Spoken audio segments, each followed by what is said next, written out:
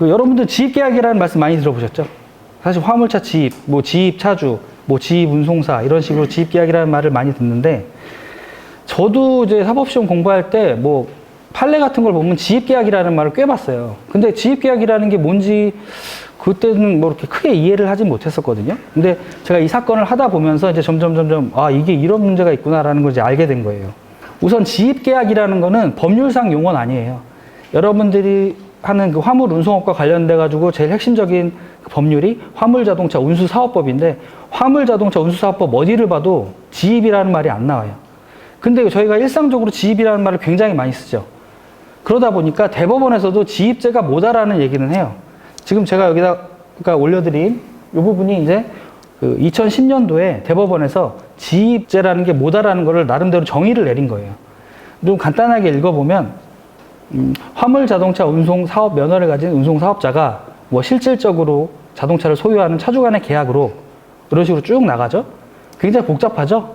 근데 여기서 핵심적인 키워드가 뭐냐면 실질적으로, 두 번째 줄에 실질적으로 있죠. 그게 사실 맨 앞에 화물 자동차 운송 사업 면허를 가진 그 앞에 형식적으로라는 부분이 사실 생략된 거예요. 그러니까 형식적인 것과 실질적인 것이 나눠져 있고 또 밑에는 어떻죠? 외부적인 것과 내부적인 것이 나눠져 있다고 하죠. 여기서 이제 문제가 발생하는 거예요. 예를 들면 제가 이 펜을 뭐 제가 한 1,000만 원 주고 샀다고 해볼게요. 이게 되게 좋은 펜이어서 1,000만 원을 주고 제 돈을 주고 샀어요. 근데 어떤 이유에선지 이 펜에다가 제가 제 친구 이름표를 붙여놨어요. 그리고 그게 이제 여기 있다고 해보죠. 그럼 이거 누구 건가요? 제 건가요? 아니면 제 친구 건가요? 친구 건가요? 한번 손 들어보실까요? 이거 친구 거다. 이름표 붙여 있는 사람 거다. 돈 낸 사람 거다. 네, 의견이 분분하죠. 이게 바로 문제인 거예요. 지입죄의 문제.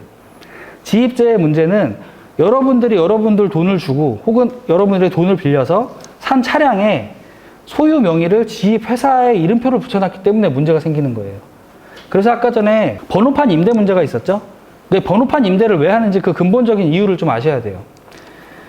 여러분들 화물 자동차 운송을 하시면 번호판을 보시면 색깔이 노란색이죠.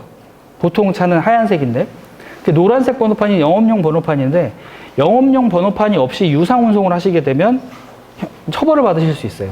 뭐 당연한 얘기죠. 그러면 제가 만약에 화물 운송을 하고 싶다. 그러면 노란색 번호판을 사가지고 혹은 나라에서 발급을 받아가지고 제가 산 중고차에다 붙여놓으면 되잖아요. 근데 문제는 더 이상 나라에서는 그 노란색 번호판, 영업용 화물용 번호판을 발급을 안 해주고 있어요. 이게 지금 뭐 정부 정책으로 바뀐다고는 하는데 그거는 뭐 시간이 지나봐야 알 것 같고 그러다 보니까 내가 화물차 운송을 하고 싶다. 그러면 가진 사람한테 사야 되는 거예요. 그거를. 근데 가진 사람한테 살라고 하면 그게 몇 천만 원이죠? 어떻게 보면 화물차보다 더 비싸요.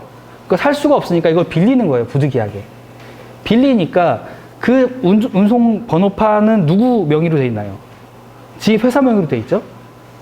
그러니까 제가 제 차를 사고 들어가도 그 번호판을 붙이기 위해서는 제가 산 차량의 소유자를 누구로 해야 되나요?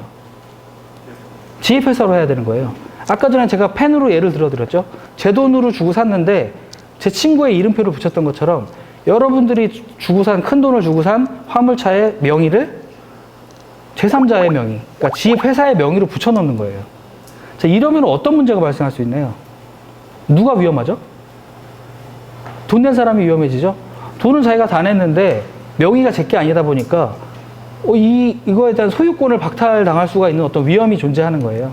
여기서 이제 여러 가지 문제가 발생하는데 그나마 다행스럽게도 화물자동차 운수사업법에서는 실제로 돈을 낸 사람, 저희가 이제 지입차주로 말하는 사람, 그 지입차주를 자동차 등록 원부에 현물 출자자로 등록하도록 돼 있어요. 그러니까 이게 만약에 지입회사에서 소유자 명의로 돼 있겠죠? 지입회사 소유자가 이걸 안 달아주면 과태료 처분을 받게 돼 있어요. 그런 식으로 법적으로 제재를 해서 어느 정도는 보장을 해주는 거죠. 근데 여기서 이제 여러 가지 문제들이 발생하는 거예요. 네. 아까 여러분들이 이제 그 화물 운송업을 하기 위해서 지입회사가 가지고 여러 계약서를 작성하시죠? 그 이후에 또 뭘 하시냐면 사업자 등록을 하게 되세요. 지금 하고 계신 분 사업자 등록 하셨나요? 네, 사업자 등록 하시죠? 여기서 사업자 등록을 안 한 분은 여기 오실 일이 없어요, 사실은. 왜냐면 시킨 일 해가지고 월급 받으면 되거든요. 그러니까 여기 와가지고 뭔가 창업을 했다거나 이런 상상을 하실 필요가 없는 거죠. 여러분들은 보통 사업자 등록을 하시는데 쉽게 얘기하면 뭐냐? 사장님이란 얘기예요, 여러분들이. 근로자가 아니고요. 예. 그러니까 앞으로 여러분들이 이거 운송을 하시다가 어떤 법적 문제가 발생을 하면 여러분들이 사장님의 입장에서 사장이 할 수 있는 법적 수단을 알고 있어야 되는 거예요.